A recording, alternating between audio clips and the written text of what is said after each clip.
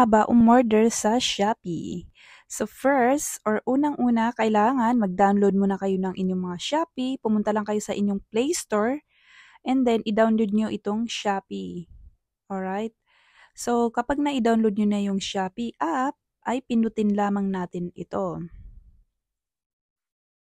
Okay, so pagkapindot nyo nga ay ito na yung bubungad sa atin. So, kapag o-order na kayo ay pindutin lamang natin itong search bar dito sa bandang itaas. Pagkatapos ay i-type nyo lamang dito yung item or yung bagay na gusto nyong bilhin. For example, i-type natin dito or ang gusto natin bilhin is bag. So, ita-type ko dito yung bag. Then, pindutin lamang natin itong next. Ayan. So, ito yung mga bag. Ayan. So, pumili lamang kayo ng klase ng bag na gusto ninyo. Ayan. So, for example, itong isa na to. Or eto. This one. Pindutin lamang natin yan. Tapos, ay pindutin naman natin itong buy now. Ayan. So, itong bag na to, ayan, meron siyang dalawang kulay. Merong champagne and silver. So, depende sa'yo kung ano yung gusto mong kulay. So, for example, itong silver. So, pinutin mo yung silver and then click mo ulit itong buy now. Ayan.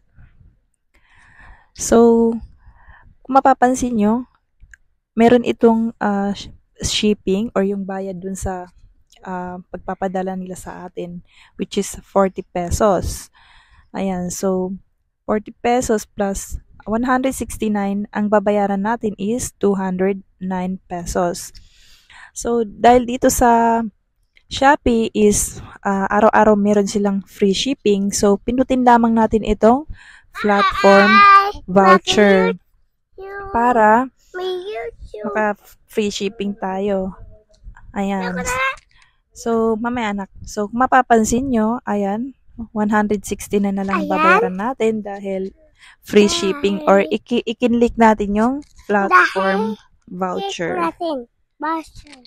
Kaya ang babayaran nyo lamang ay kung magkano talaga yung halaga ng item na inyong binili. Okay? So, pag okay na kayo dyan, ay i-click nyo na lang itong place order para mabayaran nyo na ang item na inyong in-order. Ayan. So, pagka-click nyo itong place order guys, ay makikita nyo dun or mayroon kayo pagpipilian nung kung gusto nyo ng COD or yung cash on delivery. O kung gusto niyo naman credit card or ATM, gaya ng mga Gcash, Paymaya at iba pa. So, kapag nagawa niyo na yan, ay okay na, makakapag-order na kayo or tapos na yung in-order ninyo, okay? So, hanggang dito na lang guys. Thanks for watching. See you on my next vlog or video. Bye!